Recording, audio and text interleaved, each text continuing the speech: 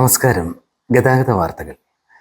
Road അപകടങ്ങളിൽ ഇരയായവരുടെ ഓർമ്മദിന പരിപാടിയുടെ സംസ്ഥാനതല ഉദ്ഘാടനം തിരുവനന്തപുരം പാളയം രക്തസാക്ഷി മണ്ഡപത്തിൽ ഗതാഗത വകുപ്പ് മന്ത്രി ശ്രീ കെ.ബി. ഗണേഷ് കുമാർ നിർവഹിച്ചു. നമ്മൾ വാഹനം ഓടിക്കുമ്പോഴും എപ്പോൾ റോഡ് ഉപയോഗിച്ചാലും മറ്റുള്ളവരെയും കരുതുക. ഒരു കരുതൽ നൽകുന്ന ഒരു ജീവൻ വളരെ വിലപ്പെട്ടതാണ്.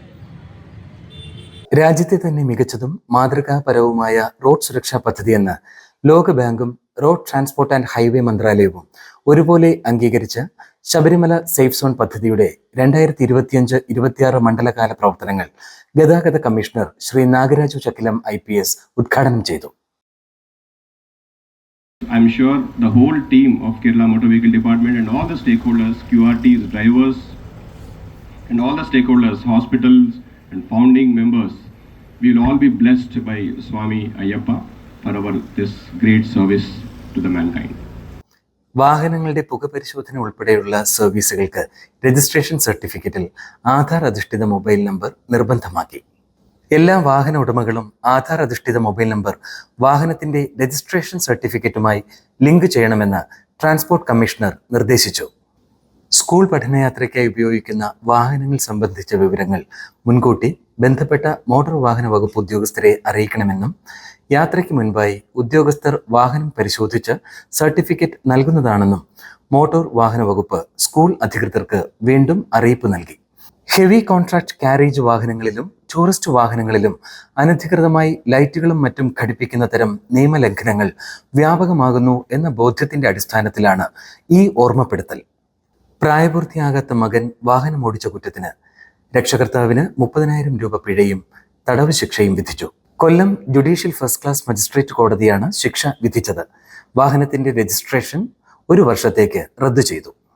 രജിസ്ട്രേഷൻ കാലാവധി അവസാനിച്ച് പൊളിക്കുന്നതിനായി നൽകിയ വാഹനം ഹിമാചൽ പ്രദേശിൽ രജിസ്റ്റർ ചെയ്തതായി വ്യാജരേഖകൾ ചമച്ച് കേരളത്തിൽ വീണ്ടും രജിസ്റ്റർ ചെയ്യുന്നതിനുള്ള ശ്രമം പുനലൂർ സബ് റീജിയണൽ ട്രാൻസ്പോർട്ട് ഓഫീസിലെ ഉദ്യോഗസ്ഥർ തടഞ്ഞു.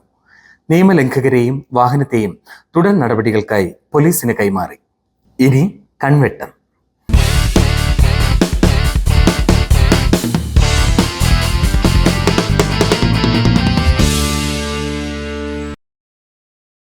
ഇന്ത്യയിൽ റോഡ് അപകടങ്ങളിൽ മരണപ്പെടുന്നത് കൂടുതലും ഇരുചക്രവാഹന യാത്രികരാണ് എന്നത് കാലങ്ങളായി മാറ്റമില്ലാതെ തുടരുന്നൊരു സത്യമാണ്. ഇരുചക്രവാഹനത്തിൽ സഞ്ചരിക്കുന്നവർ അപകടത്തിൽപ്പെടാനുള്ള സാധ്യത പ്രസ്തുത വാഹനം സ്ഥിരത കുറഞ്ഞ തരത്തിലുള്ള ഘടനയോട് കൂടിയതാണ് എന്നതുകൊണ്ട് തന്നെ കൂടുതലാണ്. അത്തരം ഘട്ടങ്ങളിൽ കൂടുതൽ തീവ്രമായി പരിക്കേൽക്കാൻ സാധ്യതയുള്ള ശരീരഭാഗം തലയാണ് എന്നതിനാലാണ് തല സംരക്ഷിക്കുന്ന തരത്തിലുള്ള ഒരു കവചം, ഹെൽമറ്റ്, നിയമം മൂലം നിഷ്കർഷിച്ചിരിക്കുന്നത്. ഇരുചക്രവാഹനം ഓടിക്കുമ്പോൾ ഉണ്ടാകുന്ന അപകടത്തിൽ നിന്നും ഒരു നല്ല ഹെൽമറ്റ് നമ്മുടെ തലയെ എങ്ങനെയാണ് സംരക്ഷിക്കുന്നത് എന്നത് ഏവർക്കും അറിവുള്ളതാണ്. പഴയ കാലത്ത് യുദ്ധത്തിനുപയോഗിച്ചിരുന്ന ശിരോകവചം എന്നർത്ഥം വരുന്ന ഹെൽം എന്ന വാക്കിൽ നിന്നാണ് ഹെൽമറ്റ് എന്ന പദം ഉണ്ടായത്. 1914 ഹെൽമറ്റ് ആദ്യമായി രൂപപ്പെടുത്തിയതെങ്കിലും ലോകത്ത് ഇത് വ്യാപകമായി നിർമ്മിക്കാൻ തുടങ്ങുന്നതും നിയമപരമായ ബാധ്യതയായി ഉൾപ്പെടുത്തുന്നതും 1970 ഹെൽമറ്റിനുമേൽ കിട്ടുന്ന ഒരു ആഘാതം ഹെൽമറ്റിനുള്ളിലെ ആഘാത സ്വീകരണ പാളി അഥവാ ഇംപാക്ട് അബ്സോർബിംഗ് ലൈന് ഹെൽമറ്റിന്റെ മുഴുവൻ ഭാഗത്തേക്കും വ്യാപിപ്പിക്കുക വഴിയാണ് ഉള്ളിലിരിക്കുന്ന നമ്മുടെ തലയ്ക്ക് നേരിട്ടുള്ള ഒരു ആഘാതത്തിൽ നിന്ന് സംരക്ഷണം കിട്ടുന്നത് എന്ന് ലഘുവായി പറയാം. നിലത്ത് ഉറപ്പിച്ചിട്ടുള്ളൊരു മെഷീൻ സമീപത്ത് നിന്നുകൊണ്ട് പ്രവർത്തിപ്പിക്കുന്നത് പോലും അപകടകരമായ പ്രവൃത്തിയാണെന്നും എല്ലാ സുരക്ഷാ മുൻകരുതലുകളും പാലിച്ചുകൊണ്ട് അതീവ ശ്രദ്ധയോടെ ചെയ്യേണ്ടുന്ന ഒന്നാണെന്നുമാണ് എഞ്ചിനീയറിംഗ് മേഖലയിലെ ഏത് പഠനവും തുടങ്ങുന്ന ആദ്യ ക്ലാസ്സിലെ പാഠഭാഗം.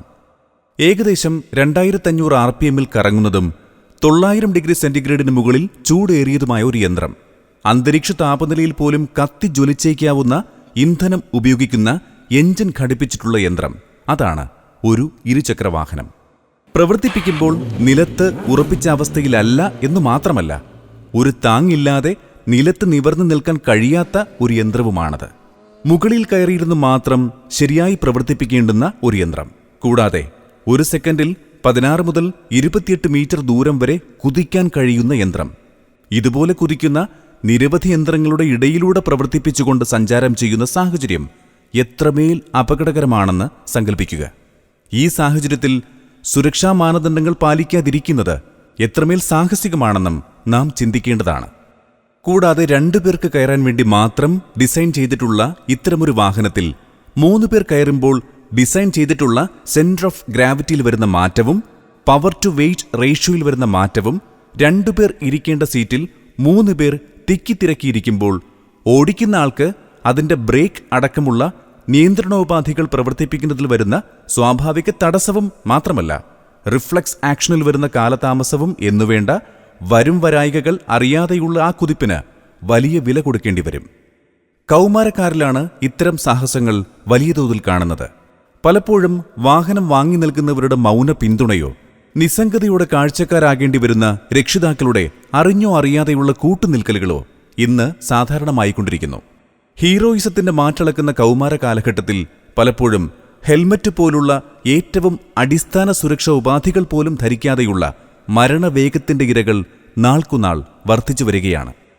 നിയമപ്രകാരം ഒരു ഇരുചക്ര വാഹനത്തിൽ സഞ്ചരിക്കുന്ന 4 വയസ്സിന് മുകളിൽ പ്രായമുള്ളവർ നിർബന്ധമായും ഹെൽമറ്റ് ധരിക്കണം.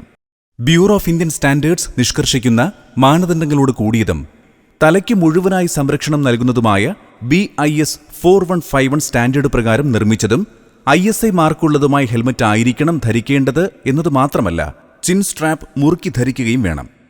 ഇല്ലെങ്കിൽ 500 രൂപ പിഴ അടയ്ക്കണമെന്നും 3 മാസത്തേക്ക് നിർബന്ധമായും ലൈസൻസ് അയോഗ്യമാക്കപ്പെടുകയും അതിനുശേഷം ഡ്രൈവർ റിഫ്രഷർ ട്രെയിനിംഗ് പൂർത്തിയാക്കിയാലേ ലൈസൻസ് തിരികെ നൽകാവൂ എന്നും നിയമത്തിൽ വ്യവസ്ഥ ചെയ്തിരിക്കുന്നു.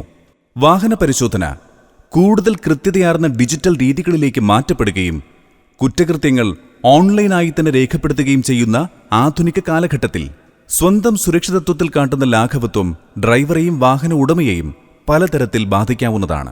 മോട്ടോർ വാഹന വകുപ്പുമായി ബന്ധപ്പെട്ട പ്രധാന വാർത്തകളുമായി ഗതാഗത വാർത്തകൾ ഇനി അടുത്ത തവണ.